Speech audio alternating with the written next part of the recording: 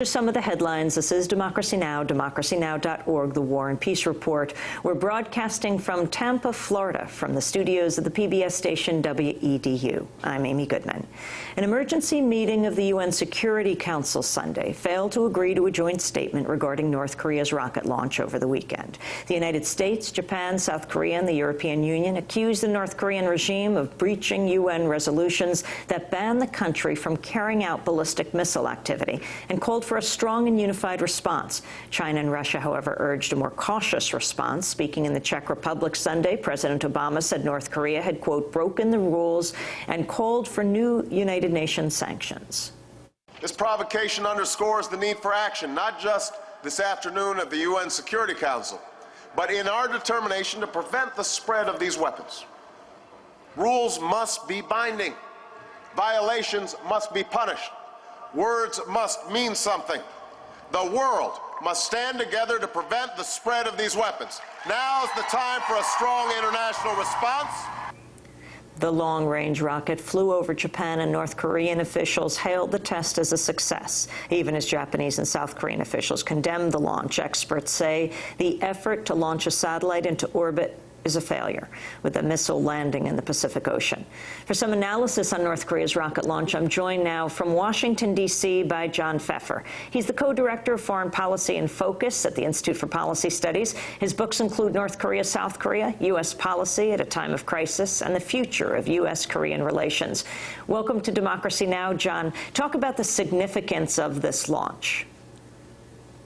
Well, it's quite significant in the sense that there's been enormous international reaction to it.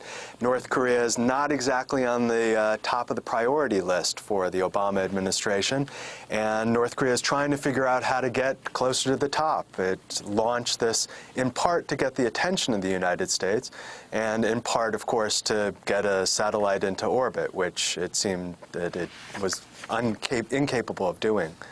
Talk about exactly what was launched, was it a failure, and what this means for the world. Mm-hmm. Well, it was described by the international community largely as a missile. North Korea claimed it was a satellite.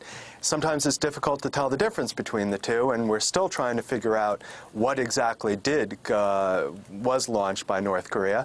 Essentially, we're talking about the same kind of launch vehicle, but the payload and the trajectory are different. It looks as though whatever was sent up fell into the Pacific, even though North Korea claims that it put a satellite into orbit.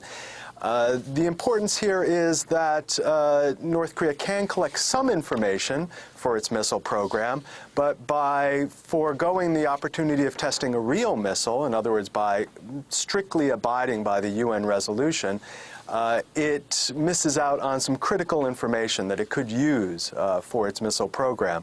So it looks as though North Korea is trying to tread that fine line, gather some information that could be useful for its military program, and yet, at least according to it, abiding by international regulations. It, for instance, signed international protocols regarding satellites and exploration of outer space.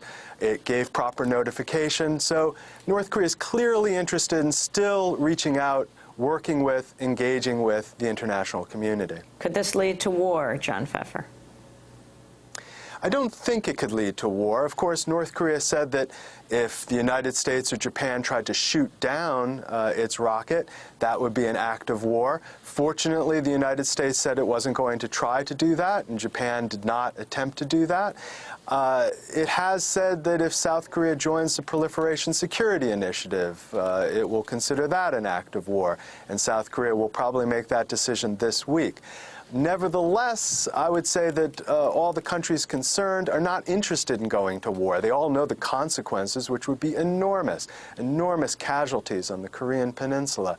So the countries concerned know that war is just a terrible option, and that includes North Korea. North Korea knows it's completely outgunned, outmanned, outclassed in its military situation there in Northeast Asia. So none of the countries really want to go to war. Nevertheless, as we know, war doesn't always happen according to plan, often happens spontaneously.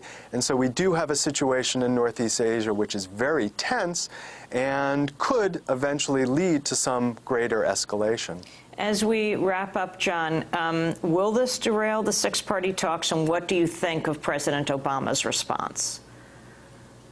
Well, the six-party talks are not exactly in the best situation right now. They've been stymied for a couple of months over some disagreements, over verification, over delivery of energy, over dismantlement. I think those are problems that can be dealt with, but you have to get everyone to the table first. You might remember back in October 2006, North Korea tested a nuclear weapon, and there was international condemnation. But actually, just a few weeks later, you saw a reversal in the Bush administration policy toward North Korea, and the six-party talks actually got back on track, and you saw some dramatic movement forward. I would like to believe that we'll see a similar situation here. Dramatic international condemnation followed by the six-party talks, again, going back on schedule. The Obama administration, I think that its decision not to take military action against this rocket launch was absolutely the appropriate response. However, I think that the administration shouldn't have taken this rocket launch quite so seriously as a national security threat. It should, in fact, look for opportunities to diplomatically solve this problem. It can work closer with Russia and China, who are very skeptical of treating this in a dramatic way. And it has to really corral its allies, South Korea and Japan, get them back on track, get the negotiations started again in the six-party talks. John Pfeffer, I want to thank you for being with us, co-director of Foreign Policy and Focus at the Institute for Policy Studies in Washington, D.C. When we come back, why our next guest here in Tampa describes Florida as a giant Ponzi scheme. Stay with us.